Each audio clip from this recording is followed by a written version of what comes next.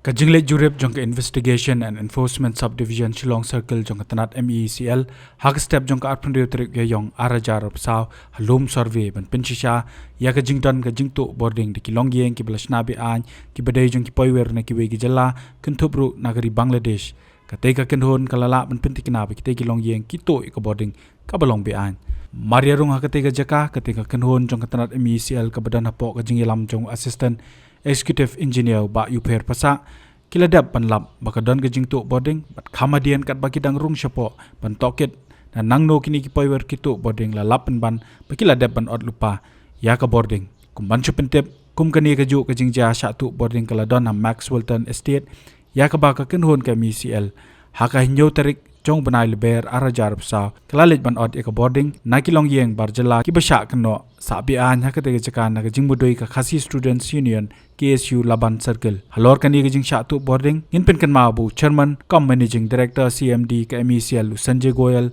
haka khalai trik uleber arajar arpsa ulong bayaki badon kiti tu boarding electric la pengat yaki haki kendon bating e uni officer rang ba ulong baki kendon ki bla pengat ki longkat kum ki rules ka MeECL takaba benrap bagajing tu boarding ka day dagajing tawa signer na ki post electric lani gajing ai daki weipat na ki Kilong yeng jongki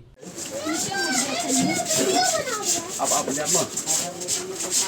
pergi itu dong jaga pula उसको Bording pergi jauh itu upon itu adanya lah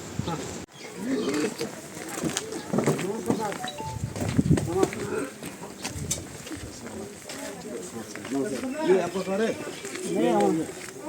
नहीं मेरा तो वो yellow colour का दो दे दो ini ada beli kaya ini nama nen ini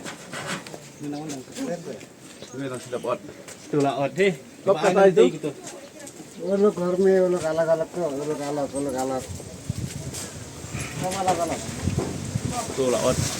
ini lagi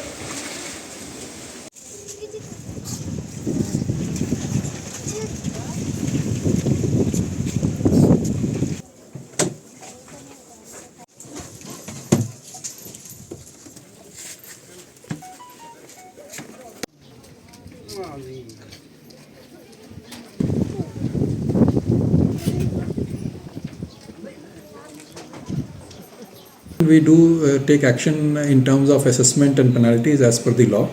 and in this case also we have done the same. We take action against them, and we in extreme cases we put up penalties and we put up the assessments in terms of revenue on them, and we collect the revenue from them. Connecting to the other consumer illegally and all those kinds of things are there, and we keep on detecting them.